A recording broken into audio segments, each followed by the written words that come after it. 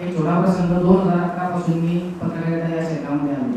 पत्रकारिता क्षेत्रात काम करत असताना बरेच पत्रकार आपल्याला असे सांगत असतात की आपण काम करत असताना आपल्यावरती जर कुठला प्रसंग आला तर पेपरवाले डायरेक्ट म्हणतात की हा आमचा प्रतिनिधी आहे, तुम्ही तुमचं बघा. घटना अशी घडली की यावल पोलीस स्टेशनला यावल शहरातून एक आरोपी हद्दपार करण्यात आला आणि आमच्या हिंगण्याचे आणि अठरावलचे असे 15 मुलं मिळून त्यांचं पण भांडण झालं.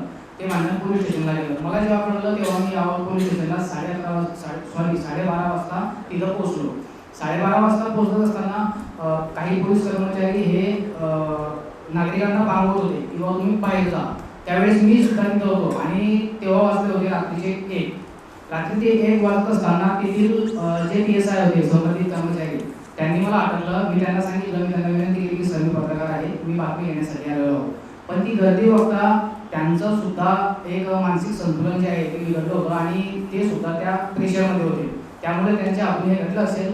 नक्कीच मी त्यांच्या पण भावना समजू शकतो. परंतु त्यांनी मला डायरेक्ट गुन्हा दाखल करण्याची धमकी दिली की तुझ्यावरती मी आता गुन्हा दाखल करतो आणि मला पोलीस स्टेशनला घेऊन गेले. मी पण तिथं बसून राहील. म्हणजे ठीक आहे, माझ्यावरती गुन्हा दाखल करायचा काय आहे की तुम्ही तुमची प्रोसेस करा, मला काय करायचं आहे ते मी करेन. रात्री 1 वाजता मी राजेश सर यांना फोन केला की म्हटलं सर माझ्यासोबत अशी घटना घडलेली आहे, प्लीज तुम्ही काय मला मदत करा. त्यांनी लगेच तिथं पोलीस स्टेशनला फोन करून सांगितलं आमचे प्रतिनिधी आहे आणि ते तिथं बातमी घेण्यासाठी आलेले आहे आणि तुम्ही त्यांना अशा प्रकारे धमकी का देत आहे. त्यांनी एक क्षण न लावता लगेच फोन ठेवला आणि मला सांगितलं ठीक आहे तुम्ही जा म्हणून. म्हणजे एक लोकशाही समूह हा काय आहे, म्हणजे आपली सपोर्ट सिस्टीम काय.